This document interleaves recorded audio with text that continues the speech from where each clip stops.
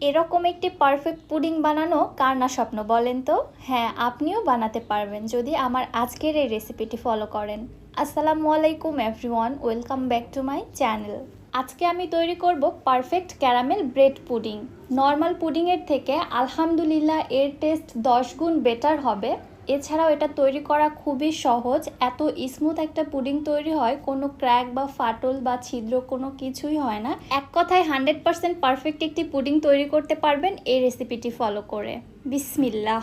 ফার্স্টে আমি ক্যারামেলটা তৈরি করে নিচ্ছি। চুলায় একটি প্যানের মধ্যে দিলাম 1/2 কাপ চিনি। চুলার হিটটাকে বাড়িয়ে দিয়ে অপেক্ষা করছি চিনিটা মেল্ট হয়ে কালার আসা পর্যন্ত। চিনিটা মেল্ট হয়ে যখন ঠিক এরকম কালার আসতে শুরু করেছে, সঙ্গে সঙ্গে চুলার হিটটাকে লোতে রেখে নেড়েচেড়ে ক্যারামেলের মধ্যে সুন্দর একটা কালার আসা পর্যন্ত জাল করে নিচ্ছি।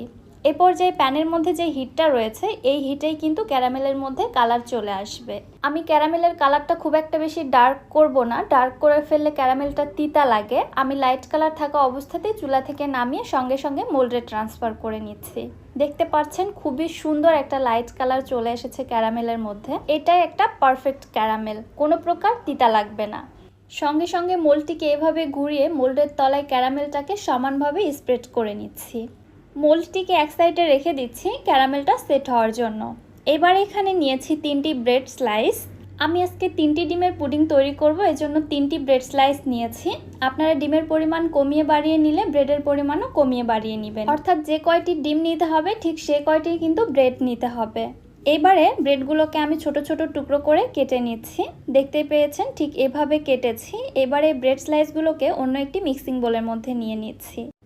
এবার এর মধ্যে দিয়ে দিচ্ছি 2 কাপ কুসুম গরম দুধ। আমি 2 কাপ কুসুম গরম পানির সঙ্গে 1 কাপ গুঁড়া দুধ মিক্স করে এখানে ব্যবহার করছি। আপনারা চাইলে লিকুইড দুধ দিয়েও তৈরি করতে পারবেন, সেই ক্ষেত্রে 1 লিটার দুধকে জ্বালিয়ে 1/2 লিটার করে নিতে হবে।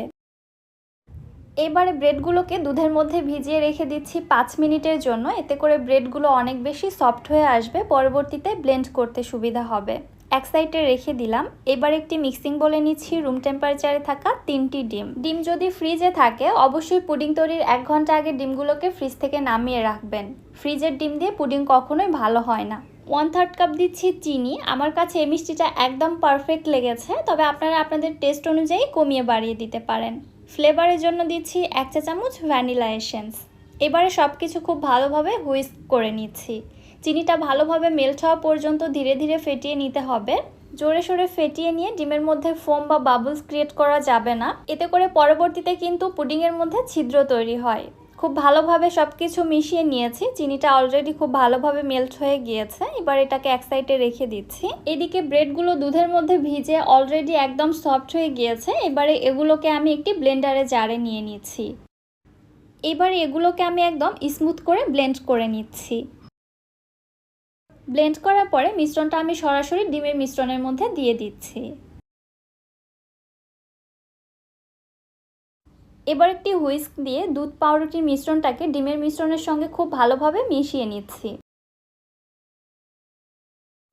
এবারে চলে যাচ্ছি পুডিংটা সেট করার জন্য।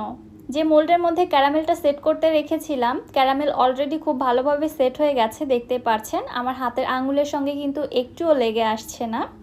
এবার একটি ছাঁকনি দিয়ে ছেঁকে পুডিংয়ের মিশ্রণটাকে মোল্ডের মধ্যে দিয়ে দিচ্ছি। অবশ্যই মিশ্রণটা ছেঁকে দিতে হবে, এছাড়া পুডিংটা কিন্তু স্মুথ হবে না। এবারে মোল্ডের ঢাকনা দিয়ে আমি মোল্ডটিকে ঢেকে দিচ্ছি। আপনাদের মোল্ডে যদি ঢাকনা না থেকে থাকে তাহলে একটি সিলভার ফয়েল পেপার দিয়ে মুখটাকে খুব ভালোভাবে বন্ধ করে দিবেন। চলে যাচ্ছি চুলাতে পুডিংটা স্টিম করার জন্য। চুলায় একটি প্যানের মধ্যে 2 কাপ পরিমাণে পানি দিয়েছি, সেই সাথে এখানে এর মধ্যে একটি স্ট্যান্ডও বসিয়ে দিয়েছি। স্ট্যান্ডের উপর এবারে আমি পুডিংয়ের মোল্ডটা বসিয়ে দিলাম। পানিটা এমনভাবে দিতে হবে পুডিংয়ের মোল্ডের 3 ভাগের 1 ভাগ যেন পানিতে ডুবে থাকে। এছাড়া পানির পরিমাণ বেশি হয়ে গেলে স্টিম হওয়ার সময় পানিটা মোল্ডের মধ্যে ঢুকে যেতে পারে। এবার একটি ঢাকনা দিয়ে ঢেকে দিলাম। ঢাকনার মধ্যে যে ছিদ্রটা রয়েছে ওইটাও আমি টিস্যু দিয়ে বন্ধ করে দিলাম। পুডিংটাকে এবার স্টিম করে নিচ্ছি 25 থেকে 30 মিনিটের জন্য। পুডিংয়ের সাইজের উপর ডিপেন্ড করে সময়টা কম বেশি লাগতে পারে। প্রায় 30 মিনিট পরে আমি ঢাকনাটি উঠিয়ে এবার পুডিংটাকে চেক করে নিচ্ছি। একটি কাঠির সাহায্যে আমি চেক করে নিচ্ছি। কাঠিটা যদি দেখেন একদম ক্লিন আসছে তাহলে বুঝতে হবে পুডিংটা স্টিম করা হয়ে গিয়েছে। আমার কাঠিটা একদম ক্লিন এসেছে, অর্থাৎ আমার পুডিংটা স্টিম করা হয়ে গিয়েছে।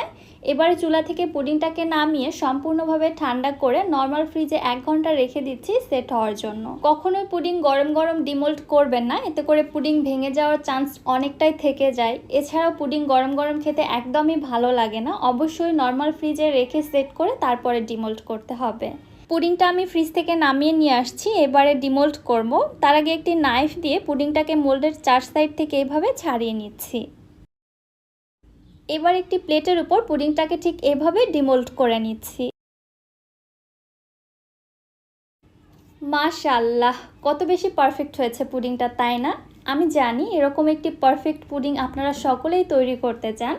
সো আর কোনো চিন্তা নেই, আমার এই রেসিপিটি তো দেখেই নিলেন। এখন থেকে পারফেক্ট পুডিং আপনারা নিজেরাই তৈরি করে নিতে পারবেন। পুডিংয়ের ভেতরটাও দেখুন কত বেশি স্মুথ এবং সফট হয়েছে। আর বিশ্বাস করুন, এই পুডিংটা যে খেতে এত বেশি মজা, আমি আসলে আপনাদের বলে এক্সপ্লেন করতে পারবো না। এটা খুবই বেশি মজা, আপনারা বাসায় না ট্রাই করলে বুঝতে পারবেন না। রেসিপিটি আপনাদের কাছে কেমন লাগলো অবশ্যই আমাকে কমেন্ট করে জানাতে ভুলবেন না। ভিডিও ভালো লাগলে চ্যানেলটি সাবস্ক্রাইব করে দিবেন, আর যারা ফেসবুক পেজ থেকে দেখছেন পেজটিতে অবশ্যই একটি ফলো দিয়ে দিবেন। সো আজকে আর বেশি কথা বাড়াচ্ছি না, আজকের মতো এখানেই বিদায় নিচ্ছি। সবাই ভালো থাকবেন, সুস্থ থাকবেন। আল্লাহ হাফেজ।